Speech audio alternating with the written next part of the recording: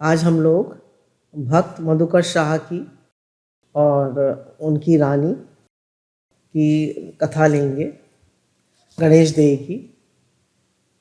तो दोनों कथा में दिखाया है कि कितनी भक्ति है, कितना प्रेम है भगवान से।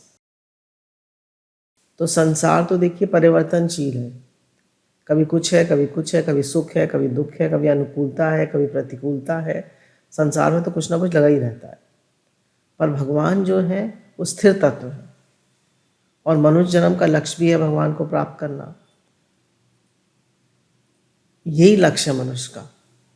तो इसलिए भगवान से प्रेम करना चाहिए, और जो भी सेवा आए, जो भी परिस्थिति आए, उस लक्ष्य भगवान, ध्यान भगवान की तरफ करके सेवा करते रहना चाहिए। उस परिस्थिति में, उस हालत में बह नहीं जाना चाहिए। हम क्या होता है कि कोई भी परिस्थिति आती है, कोई भी हालत होती है, उसमें बह जाते हैं। नहीं, भगवान हमारा फोकस रहना चाहिए, भगवान पर हमारा ध्यान रहना चाहिए, और परिस्थिति आए जाए, अनुकूलता प्रतिकूलता आए जाए, उसको आने जाने देना चाहिए। और समय के साथ सब परिस्थितियां बदल जाती हैं, गुजर जाती हैं। तो मधुकर शाह जी जो थे, उनका बड़ा भारी भगवान से प्रेम था, और गणेश देव का भी बहुत प्रेम था। तो आइए अब हम देखते हैं कि इनका कितना प्रेम था, और इनके प्रेम को देखकर हम भी अपना प्रेम भगवान से, गुरु से बढ़ा। ओरछा के भक्त राजा मधुकर शाह जी ने अपने नाम को सफल सार्थक करके दिखा दिया। जैसे मधुकर अर्थात भ्रमर सार वस्तु मकरंद अर्थात मधु को ग्रहण करता है, उसी प्रकार से इन्होंने सर्वगुण वैष्णव वेश को ग्रहण किया। मतलब इन्होंने सिर्फ, जैसे मधुकर जो होता है वो सिर्फ मधु को ग्रहण करता है, ऐसे इन्होंने भी सिर्फ भगवान की भक्ति को, भगवान के प्रेम को ग्रहण किया अपने जीवन में। इन्होंने भी जाति, गोत्र, गुण आदि से संबंधित ऊंच नीच को त्याग कर वैष्णव भेष मात्र का ही स्वागत सत्कार किया, तथा उनमें अगाध प्रेम रखते थे। आप मात्र ओरछा के ही अतिश्रेष्ठ नहीं, बल्कि भक्तों के भी अतिश्रेष्ठ थे। इनके जीवन के 3 प्रसंग पढ़ेंगे हम लोग। पहला प्रसंग है, एक बार राजा अकबर ने ऐलान किया अपनी सभा में कि हमें तिलक अच्छा नहीं लगता, आप लोग तिलक लगा के मत आया करें। तो अब देखिए मधुकर शाह जी क्या करते हैं, आइए हम लोग पढ़ते हैं। ओरछा नरेश महाराज मधुकर शाह जी महान शूरवीर तथा धर्मनिष्ठ राजा थे। इन्होंने अपनी वीरता से युद्ध करके अकबर बादशाह से कई किलों पर विजय प्राप्त कर ली थी। तब अकबर ने इनसे सम्मान पूर्वक संधि कर ली। अकबर के कई किले जीत लिए, तो अकबर ने भी संधि कर ली। अकबर बहुत होशियार था, डिप्लोमेटिक था। एक बार अकबर बादशाह ने इनको आगरा आने का निमंत्रण दिया। उस अवसर पर सभी देशों के राजा महाराजा भी आमंत्रित किए गए थे। उस समय कई क्षत्रिय महाराजा जो वैष्णव थे, दरबार में तिलक लगाकर जाते थे। इनमें राजा मधुकर शाह तो परम वैष्णव थे, वह 12 तिलक लगाकर दरबार में जाते थे।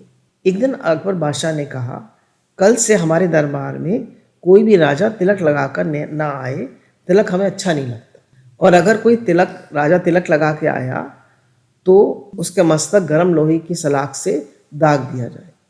बादशाह के आदेश अनुसार दूसरे दिन कोई भी राजा दरबार में तिलक लगाकर नहीं आया, किंतु राजा मधुकर शाह जी उस दिन प्रतिदिन की अपेक्षा और भी बड़ा और चमकीला तिलक लगा के दरबार में उपस्थित हुए। अकबर बादशाह ने देखा, आज सभी राजा बिना तिलक लगाए दरबार में आए, किंतु मात्र एक मधुकर शाह जी तिलक लगाकर आए। अकबर को अपनी आज्ञा भंग देखकर बड़ा गुस्सा आया, बड़ा क्रोध आया।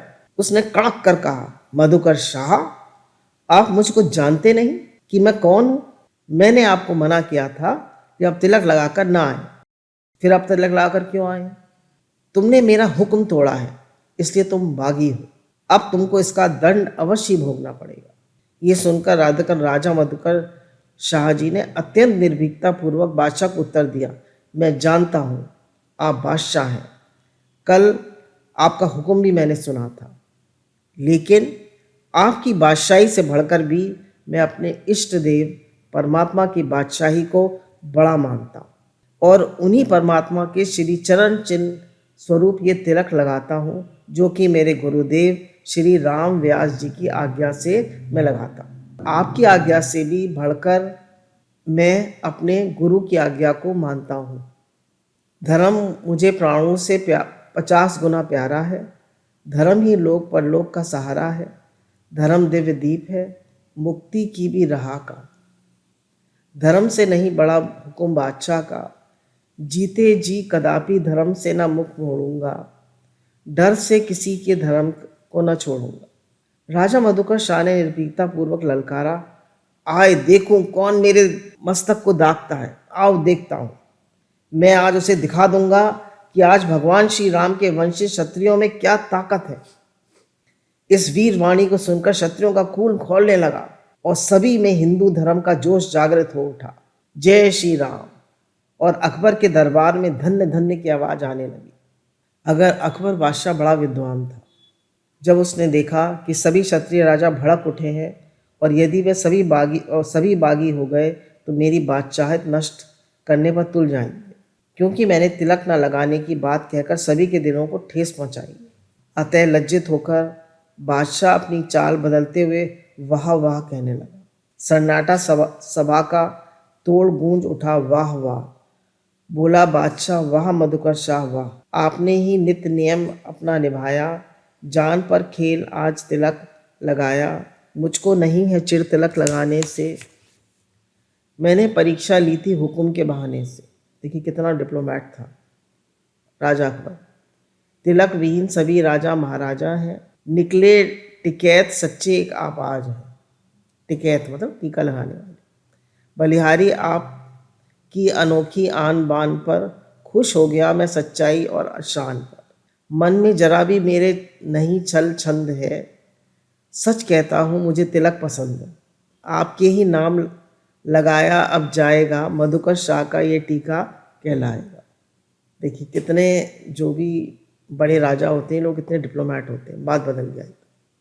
इस प्रकार अकबर ने दरबार में महाराजा मधुकर शाह की जय जयकार की ध्वनि से आकाश गूंज उठा। दूसरे दिन सभी राजा तिलक लगाकर बादशाह के दरबार में आने लगे और वैश्वनों के तिलक का दरबार में दबदबा हो गया। बोलिए सतगुरुदेव भगवान की जय। वैष्णव संतों की जय। ओरछा में व्यासों का एक मोहल्ला है। उसमें एक प्राचीन मंदिर है जो वर्तमान में भी विद्यमान है। उस मंदिर में स्वयं मधुकर शाह जी कीर्तन करने जाते थे। आप भगवान के समक्ष और भक्तों के समक्ष नूपुर बांध के नृत्य किया करते थे। पदगान करते हुए बेसुध हो जाया करते थे। एक दिन राजा के समक्ष ऐसा आवश्यक राजकार्य आ गया कि जिसकी मीमांसा करने में अधिक समय लग जाने से मंदिर में नित्य नियम नृत्य करने का हेतु अवकाश नहीं मिल पाया। इस समय से नहीं आ पाए जो वो संगीत भजन और नृत्य हुआ करता था, उसमें ही समय से नहीं आ पाए। अतः समय अनुसार राज मंदिर में ना पहुंचने पर और भगवान की शयन आरती हो गई और रात्रि भी अधिक व्यतीत हो गई। फिर भी राजा अपना नित्य नियम पूर्ण करने के लिए मंदिर आ गए और मंदिर के पीछे कीर्तन तथा नृत्य करने लगे। देख रहे नित्य नियम की कितनी महानता है। अत्यधिक विलंब हो जाने के कारण कुछ दर्शनार्थी अपने अपने घर जा चुके थे। कुछ दर्शनार्थी मंदिर पर ही थे, क्योंकि उनका महाराजा के प्रति प्रेम पूर्ण नृत्य कीर्तन के श्रवण का नित्य नियम था। वो राजा से बहुत प्रेम मानते थे, उनका नियम भी था रोज उनका नृत्य और कीर्तन देखने का। रात्रि के शांत वातावरण में प्रमुख प्रेमी भक्तों के मध्य में ऐसा कीर्तन हुआ कि सभी प्रेम विभोर हो गए और सभी जनों के नेत्रों से प्रेम अश्रु प्रवाहित होने लगे। उसी समय प्रेम विवश भगवान भी सहसा होकर राजा के समक्ष नृत्य करने लगे और उस आनंद का वर्णन कौन कर सकता है। बोलिए हमारे श्याम सुंदर भगवान की जय। हमारे सिया राम चंद्र भगवान की जय। देवताओं ने स्वर्ण पुष्प और दिव्य सुगंधित पुष्पों की वर्षा की, अपने वाद्य बजाए और भगवान ने राजा मधुकर शाह को दर्शन देके कृतार्थ किया। राजा मधुकर शाह की भक्ति के चमत्कार से मंदिर के द्वार भगवान की इच्छा से स्वतः घूम गए। मंदिर का द्वार भी घूम गए, उल्टे उल्टा पीछे, मंदिर के पीछे नाचे थे ना ये, तो अब जिस तरफ मंदिर था मंदिर का द्वार घूम गया। भगवान कुछ भी कर सकते। अभी तीसरा प्रसंग है। राजा मधुकर शाह जी ने संत वेश निष्ठा का वर्णन करते हुए भक्तमाल जी के टीकाकार प्रियादास जी एक प्रसंग का वर्णन करते हैं कि मधुकर शाह आज तू निहाल की। मधुकर शाह जी ने परमानंद प्रदायक महान प्रेम का प्रण धारण कर रखा था। वह यह है कि इनके यहाँ पर कोई भी कंठ तिलकधारी आ जाए तो वह उनके प्रत प्रक्षालन कर चरणामृत पान करते थे। अगर कोई भी कंठी पहनकर और तिलक लगाकर आ जाता था तो इसके चरण धोते थे और उसका जो जल होता था उसको ग्रहण करते थे। ये इनका नियम था। इनके ऐसे वैष्णव उचित आचरण से इनके भाई कुटुंब के लोग जो थे इनसे द्वेष करते थे, कहते थे बड़ा बनते हैं। एक बार उन लोगों ने तुलसी जी की बहुत सारी मालाओं को गधे के गले में पहनाकर उसे राजा के सामने कर दिया। राजा मधुकर शाह जी गधे को वैष्णव रूप धारण किए हुए देखकर अत्यंत प्रसन्न हुए और बोले, ओहो श्री युगल किशोर जी, हमारे ऊपर आपकी अति कृपा है, क्योंकि हमारे राज्य में गधे भी वैष्णव बनकर कंठी माला तिलक के बिना नहीं रह सकते हैं। देखिए इनका प्रेम देखिए, इनका भाव देखिए, इनकी दृष्टि देखिए। अब यदि कोई कंठी तिलक विहीन देखने में आवे तो उसे गधे भी से भी निकृष्ट समझना चाहिए। राजा ने अपना सौभाग्य मानकर उसको भी प्रणाम किया एवं स्वागत सत्कार करके उसको भी पद उदक लिया, मतलब गधे के भी पैर धोए और उसका भी चरणामृत पिया। सोचिए। द्वेषी लोगों ने जब इनकी ऐसी सच्ची वैष्णव वेश निष्ठा देखी तो आश्चर्यचकित हो गए और उनके हृदय पश्चाताप से द्रवीभूत हो गए तथा क्रंदन करते हुए राजा श्री मधुकर शाह जी के पैर पकड़ लिए और अपने अपराध की क्षमा याचना करते हुए भगवान के भक्त हो गए। देखिए इनकी निष्ठा कितनी पक्की, तिलक के लिए, कंठी माला के लिए, भगवान के प्रेम के लिए, नित्य नियम के लिए राजा अकबर को झुकना पड़ा। भगवान ने जब ये नृत्य करने जाते थे तो नित्य नियम निभाया नृत्य का और भगवान को प्रकट होना पड़ा। और कोई भी तिलक कंठी लगा के आता था उसके चरण उदक लेते थे, तो वो भी गधा भी आया तो उसके आगे भी सबको झुकना पड़ा। तो इससे हमको भी सीखने को मिलता है कि जो भी हमारे नित्य नियम हैं उनको हमें नियम से निभाना चाहिए। अब इन्हीं की पत्नी है रानी गणेश देवी जी। इनका भी बहुत सुंदर दृष्टांत है, आइए सुनते हैं। महाराजा मधुकर शाह जी ओरछा देश के राजा थे। इनकी रानी का नाम था गणेश देवी जी। इन्होंने अत्यंत ही श्रेष्ठ कार्य किए। इनके यहाँ प्रचुर संख्या में संतजन आया करते थे और रानी इनकी विविध प्रकार से सेवा करती रहती थी। बहुत संत आया करते थे इनके यहाँ, इनके राजमहल। एक साधु इनके यहाँ खान पान का सुख देखकर बहुत दिनों तक इनके पास ही महल में रहने लगा। एक दिन रानी को नितांत अकेला देखकर साधु वेशधारी ने पूछा कि भैया चाबियाँ कहाँ हैं खजाने की, मुहरों की थैलियाँ कहाँ रखी हैं। तो रानी ने कहा, आप तो संत हैं, आप तो सब जानते हैं कि मुझे इन चीज़ों के बारे में कुछ भी पता नहीं। तो वो जो साधु था, वेशधारी साधु, उसको गुस्सा आ गया। उसने एक कटार ली और उनकी रानी की जांघ में भोंक दी। अब खून बहने लगा तो घबरा गया और भाग गया। रानी जी विशेष चिंतित हो गईं और राजा साहब को इस घटना के विषय में ज्ञात न हो जाए, क्योंकि यदि राजा साहब को ज्ञात हो गया वह संत सेवा से निज मन को हटा लेंगे और सभी संतजन इस प्रकार के होते हैं कि ऐसा कहीं हो गया तो महान अनर्थ हो जाए।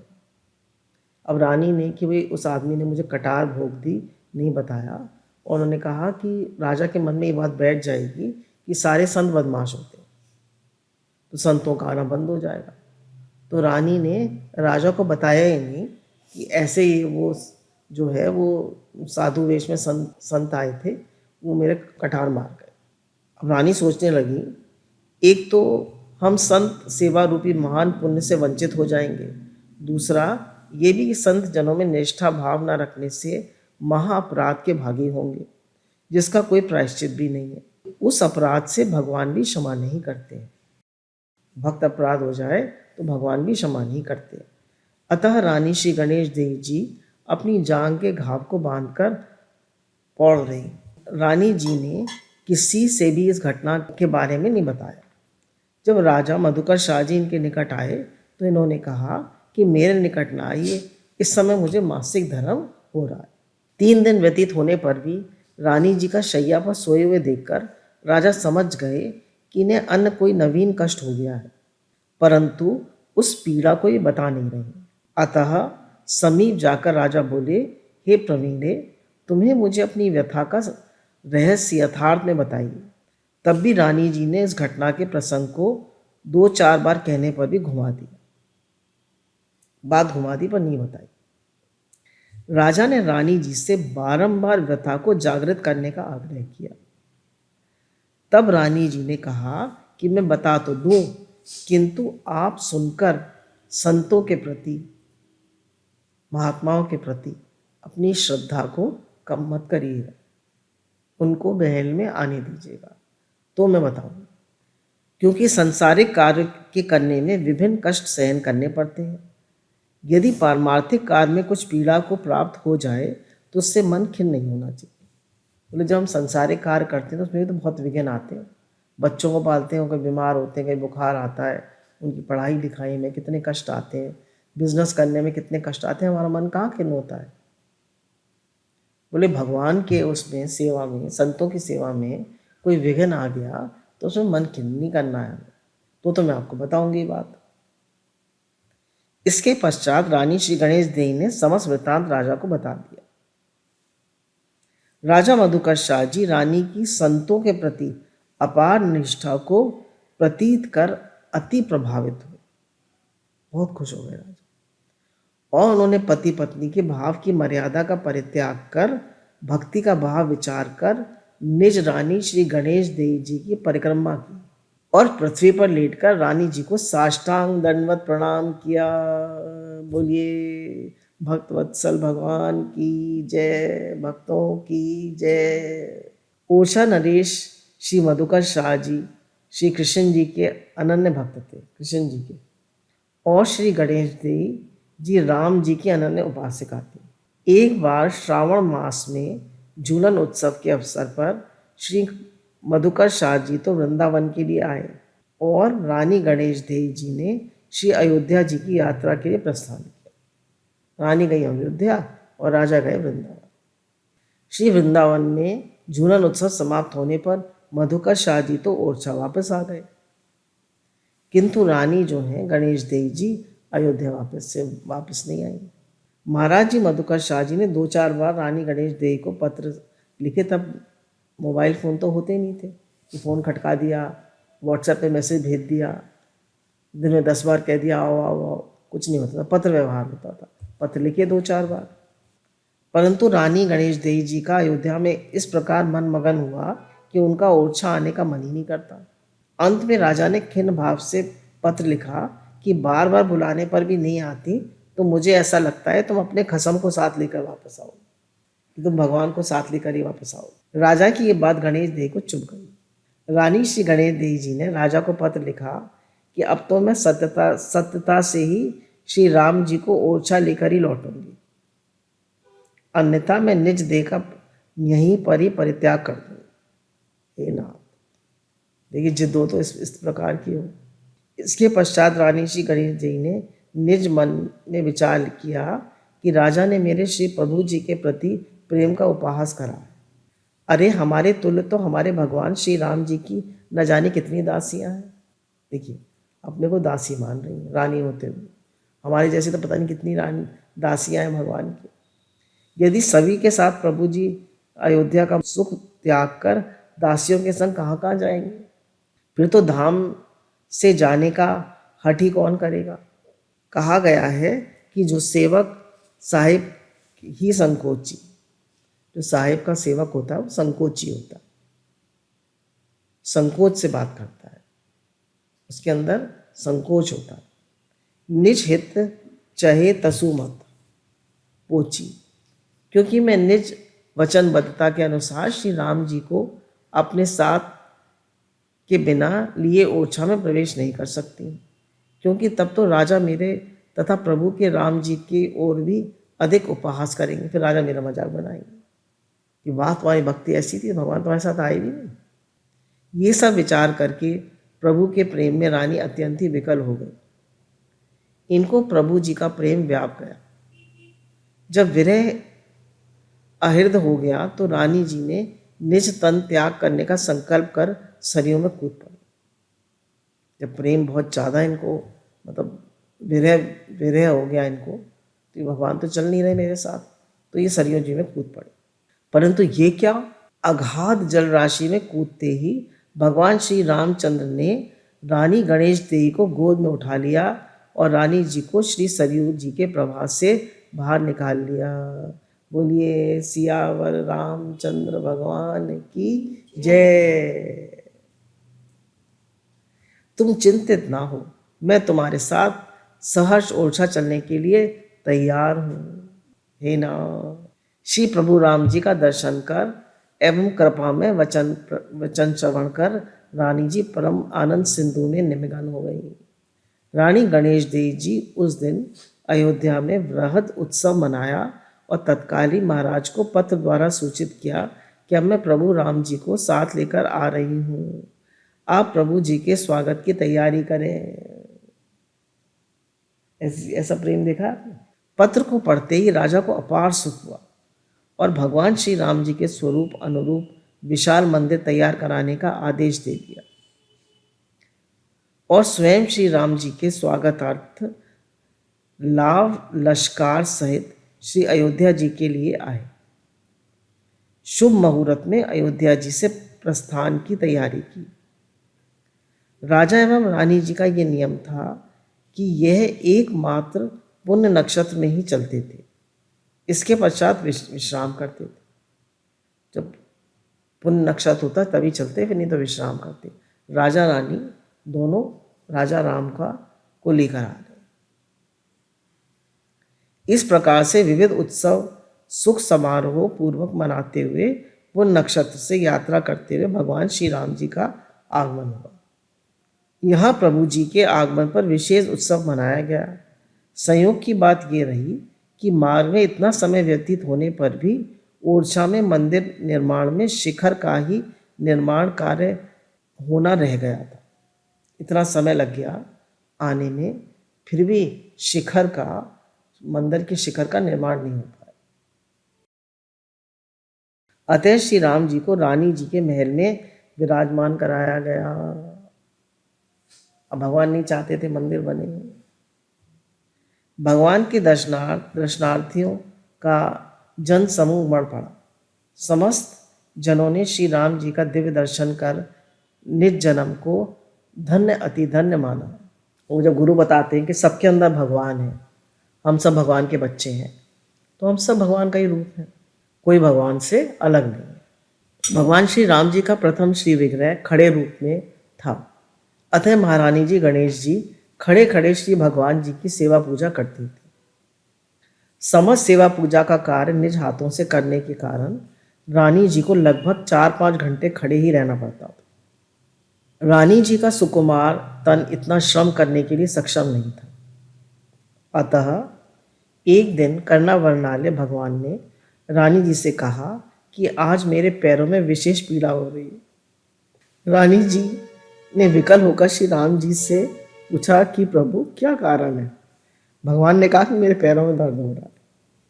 तब भगवान ने रानी जी से कहा कि तुम विशेष देरी तक खड़ी मेरी सेवा पूजा करती हो तो तुम्हारे पाँव में पीड़ा होने लगती है, तुम्हारे पैरों में खड़े खड़े दर्द होने लगता है, अतः मेरे पाँव में भी पीड़ा होने लगती है। अतः अब तुम बैठकर मेरी सेवा पूजा करो, क्योंकि मुझको तुम्हारा कष्ट सहन नहीं होता। रानी जी ने हाथ जोड़कर कहा, प्रभु मुझको तो 4-5 घंटे ही सेवा पूजा में खड़े रहना पड़ता है, लेकिन आप तो भगवान परम सुकुमार होकर भी सभी समय खड़े रहते हैं। भगवान जी तो हमारे लिए हमेशा ही खड़े रहते, लेकिन मैं तो आपसे कोई सुकुमार नहीं हूँ, मैं तो आपसे कोमल नहीं हूँ। जो मैं 4-5 घंटे खड़ी ना रह सकूं? आप तो खड़े रहें और मैं बैठकर सेवा पूजा करूं, ये तो उचित नहीं है। श्री राम जी ने कहा, तो रानी जी मैं बैठ जाता हूं। सोचिए सोचिए। रानी जी ने कहा, यदि आप बैठी हुई मुद्रा में सरलता के लिए हो जाएं, तब तो मैं भी बैठकर सेवा पूजा कर सकती। भगवान ने कहा, अच्छा तो रानी जी मैं तुम्हारे कथन अनुसार बैठी हुई मुद्रा में तो हो जाता हूँ, परंतु अब मैं यहाँ से उठूंगा नहीं, यहीं पर अचल रहूंगा।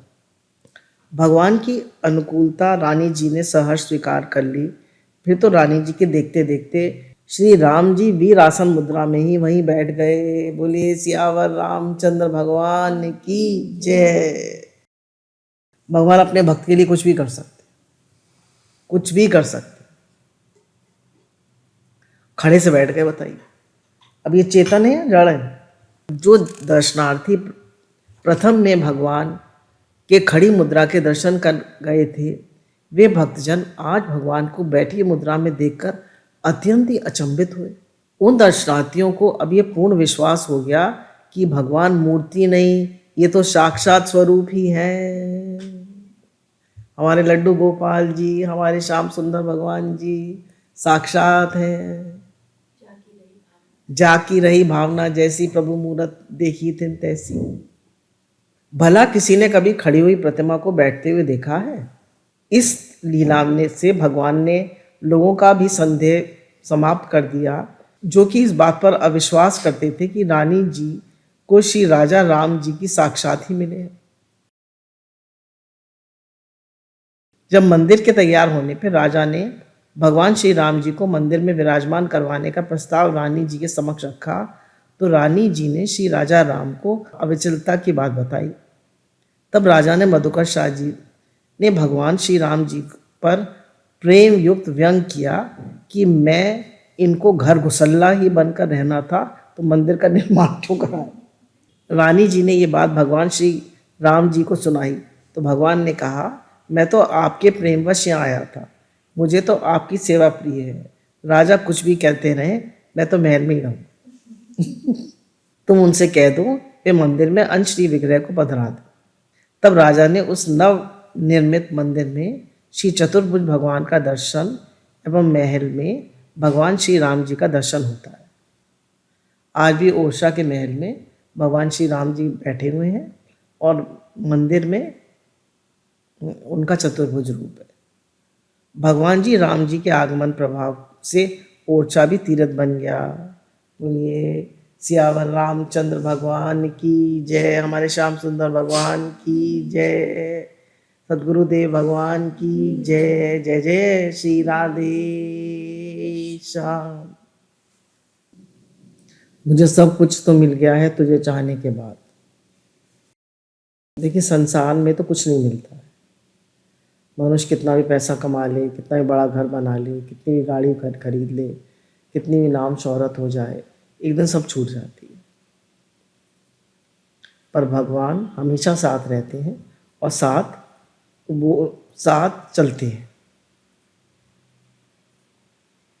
तो इसलिए सब कुछ मिल गया तुझे चाहने के बाद। भगवान को चाहने के बाद ही सब कुछ मिलता है। संसार में लोग 1-1 करोड़ रुपया खर्च कर देते हैं शादी में, 3 दिन की चांदनी होती है, 3 दिन की खुशी होती है, और भगवान को चाहने की खुशी हमेशा की होती है। और हमने दोनों कथाओं से सीखा, गणेश देव की और उनकी मधुकर शाह की, कि मतलब अपने नियम के कितने पक्के थे, कितना प्रेम था उनका, और कितनी वीरता थी दोनों में। कितने अपने उन्होंने कह दिया कि तुम अपने खसम को ही लेकर आना, तो वो लेकर आई भगवान को। अकबर ने कह दिया कि 12 तिलक लगाकर कोई नहीं आएगा, नहीं तो मैं सलाख से उसका सर माथा दाग दूंगा। तो उन्होंने कहा दाग दो, किसकी हिम्मत है आग मुझे छुए। तो अकबर को झुकना पड़ा, क्योंकि पूरा भारतवर्ष का राजा था और सब क्षत्रियों का खून खौल गया। फिर उन्होंने उनका मंदिर में नाचने का नियम, मधुकर शाह जी का रोज कीर्तन पे नृत्य करते थे। तो भगवान भी आ गए, समय निकल गया था, मंदिर के पट बंद हो गए थे, फिर भी ये जगह जाके कीर्तन और नृत्य करने लगे। तो भगवान आ गए, उनका नियम देखकर, उनका प्रेम देखकर, और मंदिर घूम गया। देखिए भगवान क्या नहीं कर सकते, मंदिर ही घूम गया। फिर जो भी कंठी पहन के तिलक लगा के आता था तो ये उसका चरण उदक पीते थे। तो लोगों ने गधे को कंठी पहना दी और तिलक लगा दिया। देखें राजा अब क्या करता है। तो राजा ने उसका चरण उदक भी लिया। मैंने कहा अच्छा, अब हमारे यहाँ गधे भी वैष्णव हो गए। तो जो तिलक ना लगाए और कंठी ना पहने तो वो गधे से ही बदतर है।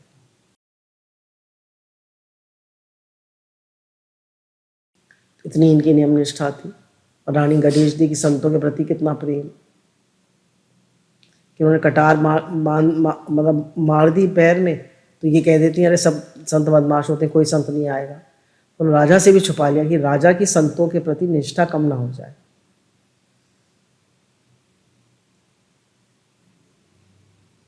तब राजा ने भी उनके प्रेम की कदर, राजा से छिपा लिया, पर फिर बाद में राजा को प्रकट हो गया क्योंकि उनके पैर में इतनी तकलीफ थी। फिर राजा भी ने भी इनके संतों के प्रति इनकी निष्ठा को देखकर प्रणाम किया और दंडवत प्रणाम किया इनको, इनकी परिक्रमा की। फिर ये वहाँ गई, अयोध्या गई, तो फिर वापस आने का मन ही नहीं कर रहा था इनका। तो राजा ने कई पत्र लिखे। राजा गए वृंदावन, ये गई अयोध्या। ये राम जी के भक्त थे, वो कृष्ण जी के भक्त थे।